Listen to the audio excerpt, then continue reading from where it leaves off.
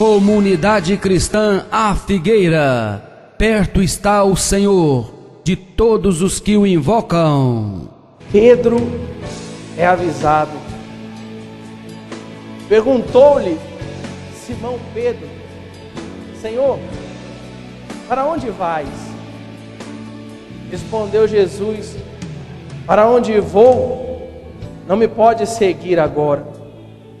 Mais tarde, porém, me seguirás. Replicou Pedro: Senhor, por ti, ou melhor, Senhor, por que não posso seguir-te agora? Por ti darei a própria vida. Jesus, ele falava para os seus discípulos que momentos difíceis viriam, que situações difíceis estavam por vir, mas dizia também que ele ia ter que se afastar um pouco deles, ele ia sair um pouco da presença, ele ia ter que se ausentar. E os discípulos não compreendiam isso.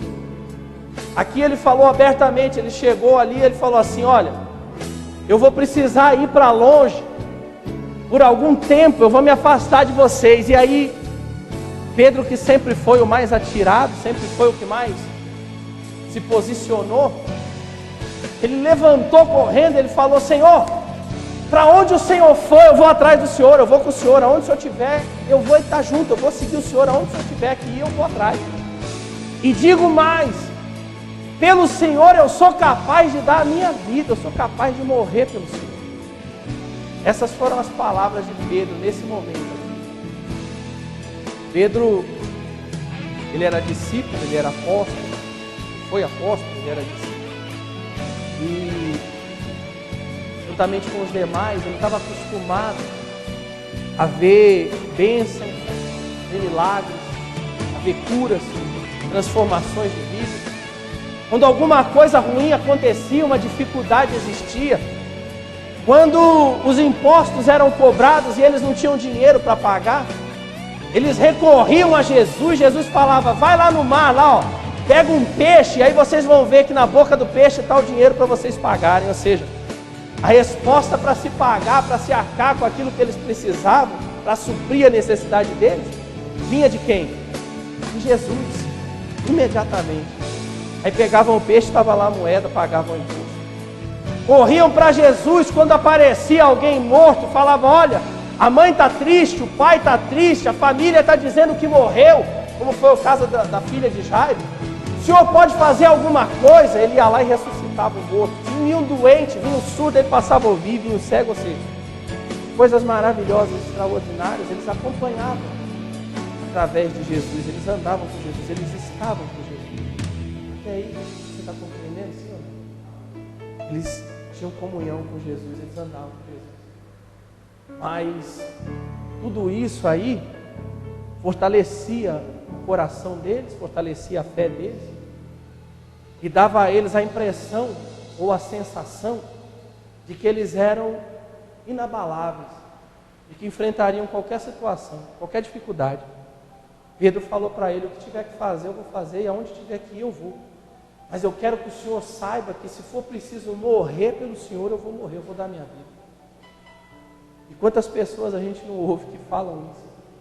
A gente assiste na televisão os programas das igrejas e a gente vê gente falando que nunca vai sair da presença de Deus. A gente vê pessoas falando que nunca vão deixar aquele determinado lugar. É ou não é? Que Deus é maravilhoso, que Jesus mudou a vida delas. Elas não deixam Jesus por nada no mundo, por nada que possa acontecer. Só que tudo isso é decorrente do quê? Decorrente das bênçãos que elas alcançam. Eu e você, nós ficamos felizes, a gente se sente feliz, alegre, quando alguma coisa boa acontece.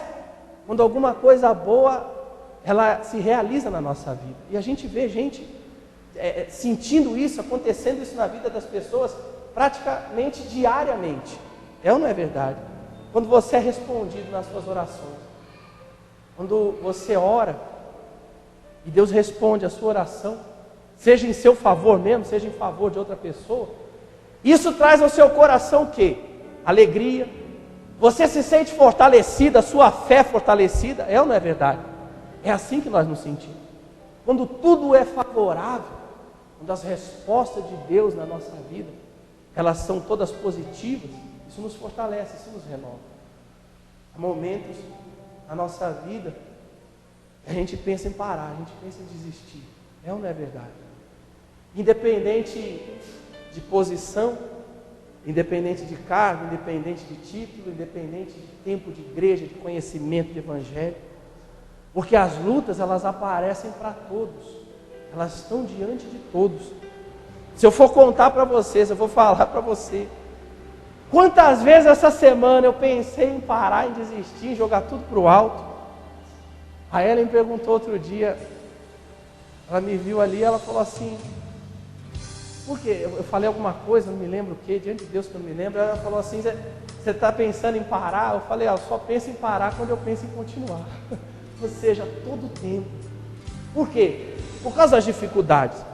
Quando a gente enfrenta uma dificuldade aqui, outra ali, dependendo da nossa situação espiritual, dependendo da nossa proximidade com Deus, e dependendo do nível da nossa fé, elas são fáceis de se resolver, porque a fé, ela é como um músculo. Você já deve ter escutado isso daí, eu já escutei um monte de vezes. E que se exercitarmos a nossa fé, ela se fortalece. Mas como exercitar a fé? Quem tem fé? Todos nós temos fé. Todos nós temos. Mas que fé é essa? Há uma pergunta na Bíblia, ela diz assim, olha, aliás, é uma comparação, né? Faz o seguinte, você me mostra a sua fé sem obras, que eu com as minhas obras vou provar para você que eu tenho fé. Quer dizer, não se prova a fé dizendo que tem fé. Não se prova que ama a Deus dizendo que ama a Deus. Não se prova que serve a Deus dizendo que serve a Deus. Mas agindo, praticando, tendo obras, atos, atitudes. Está dando para entender isso? Sim ou não? Pedro falou que daria vida. E talvez nós aqui hoje até digamos isso. Que não importa a circunstância, como a gente louvou agora, como a gente cantou, não importa a circunstância, nós vamos adorar a Deus, nós vamos louvar a Deus. Vamos adorar a Deus em qualquer situação da nossa vida. Pedro falou isso. Quem era Pedro? Nós talvez não sejamos nem dignos de falar o nome de Pedro, de pronunciar o nome de Pedro. É incomparável, ninguém pode dizer, o meu ministério é igual ao do Pedro, a minha vida é igual a de Pedro, eu sou igual ao Pedro, eu sou assim, não. Quem somos nós para dizermos isso? Mas veja aqui, ó, que não era privilégio, ou não é privilégio, só de pessoas como eu, como você, nos sentirmos fracos em determinados momentos, abalados pelas dificuldades, pelas lutas, sentirmos vontade de desistir, de parar, nos sentirmos impotentes diante de tantas lutas, diante de tantos problemas, e alguns deles até que parecem que não vão acabar nunca, ou situações que a gente imaginava que nunca ia passar e aí acaba passando. E a gente se pergunta, por que eu estou passando isso? Por que eu estou vivendo isso? Eu não consigo entender. Eu já me fiz várias vezes essa pergunta. Várias vezes. E antigamente eu fazia escondido. Fazia num cantinho, onde só eu e Deus sabíamos. Hoje, a situação às vezes é de um jeito que eu faço essa pergunta para quem estiver na frente. Às vezes minha mãe está perto, meu pai está perto, minha esposa, minha sogra, meus irmãos, não importa. Por quê? Porque tudo é a maneira, ou tudo vai da maneira com que a pessoa está firmada na rocha, que ela está estabelecida em Deus. No que você se firma? Os apóstolos, aqui, os discípulos aqui, Pedro, ele estava firmado, os pés deles estavam sobre a rocha de tudo aquilo que eles viam, das dificuldades que eles viam solucionadas. É fácil demais, não sei se você está entendendo onde eu estou querendo chegar, mas é fácil demais acreditar em Deus quando tudo vai bem, gente. É fácil demais ser de Deus quando os problemas são resolvidos. É fácil demais ser de Deus quando tudo é favorável, quando a nossa resposta é positiva, quando as pessoas aparecem. Olha, fulano, você orou por mim, e que bênção, eu vim aqui para te agradecer. É bom demais, isso daí é fácil. Eu sou de Deus, forte, sou inabalável. Nada, mentira. Todo mundo vai sentir o peso uma hora, mais cedo ou mais tarde. E vai, não tem jeito. Nós não somos nada, nós dependemos de Deus o tempo inteiro, todo o tempo. Quanto mais dependemos, mais dependemos. É preciso se compreender isso. Às vezes, nós que somos já de uma caminhada em igreja, nós somos privados do direito de dobrar os nossos joelhos e dizer: Senhor, eu hoje estou que eu não aguento. Se o Senhor não me carregar no colo, eu não sei como que eu vou fazer para conseguir chegar, eu não sei como que eu vou seguir. É ou não é verdade? Por quê? Porque é implantado dentro da nossa cabeça muitas vezes que isso é ser fraco, isso é estar distante de Deus. Mas existia um homem lá atrás que nós também não somos capazes, não somos honrados, não teríamos o direito, se não fosse pela misericórdia de Deus, de pronunciarmos o nome dele também, que foi Elias, o maior profeta que existiu. Uma certa ocasião, Jesus subiu num monte e ali apareceram duas pessoas. Vocês lembram disso, não? Foram quem? Moisés e Elias. Olha só, Elias um dia ele enfrentou tanta... Elias desceu do monte. Fazia 3 anos e meio que não chovia sobre a terra, porque ele orou. Aí ele orou de novo, ele perseverou na oração dele, choveu.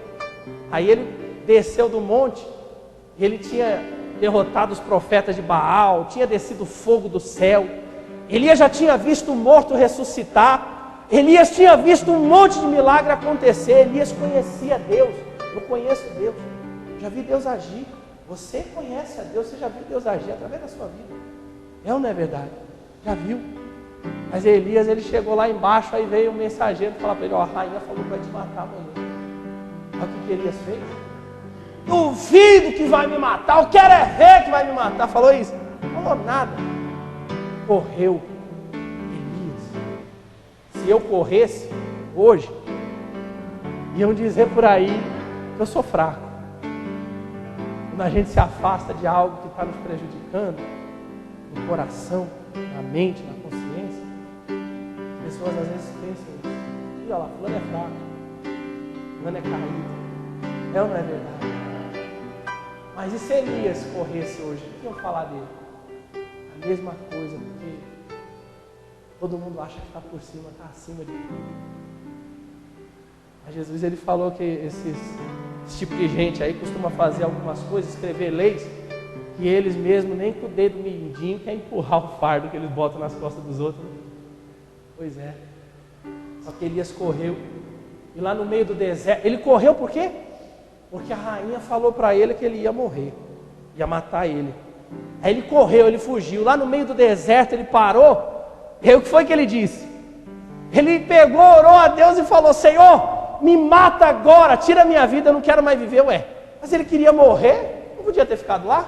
Não ia morrer de todo jeito? E a confusão? É ou não é? Era isso que Deus tinha para mim. Não é isso que Deus tem para mim, não é isso que Deus tem para você.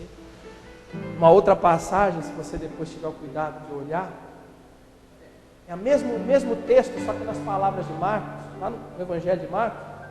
Jesus ele fala assim, fala para Pedro: ó, essa noite Satanás pediu a tua alma. Eu intercedi junto ao Pai para que isso não acontecesse. Eu pedi para Deus te dar uma nova oportunidade. Por quê? Porque se você fosse peneirado, você seria reprovado.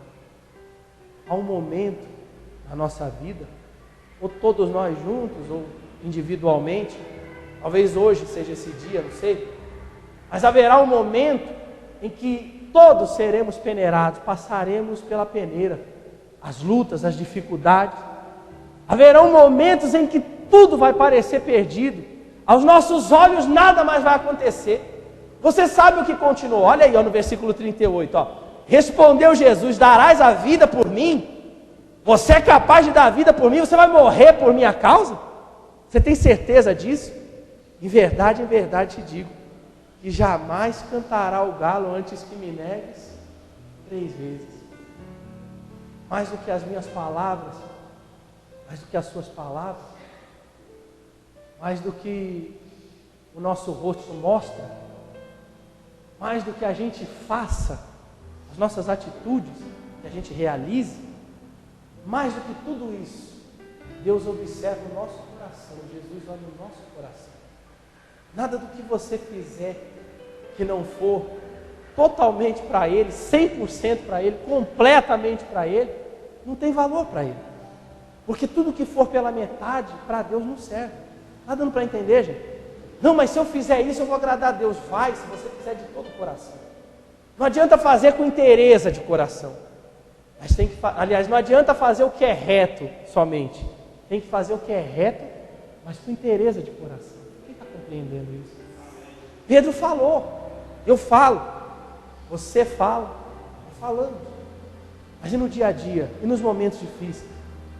Deus está nos dando a oportunidade de hoje nos capacitarmos, nos fortalecermos nele, dependermos ainda mais dele. Colocarmos a nossa esperança cada vez mais nele, a nossa confiança totalmente nele. Está dando para compreender isso? Ele falou para Pedro, olha, quando você se converter, então você fortaleça os seus irmãos. Porque agora você não tem condição nem para você mesmo. Às vezes a gente quer ajudar os outros, mas a gente não tem nem para a gente. É ou não é? A gente às vezes, sabe aquela história do barquinho? Atravessando o mar da dificuldade, o barquinho é a nossa vida, nós estamos atravessando. Aí a gente nesse barquinho aí quer colocar a família inteira, os conhecidos todos, todo mundo dentro do barco. Só que o barco é pequenininho, é um caiaque. Aí o que acontece? Pesado demais. Mas vai haver um momento em que estaremos fortalecidos para também fortalecer os outros. Hoje, Deus está nos dando esse alimento, para estarmos fortes, fortalecidos. Nós seremos, ou já estamos, ou seremos peneirados, atravessaremos as lutas, as dificuldades.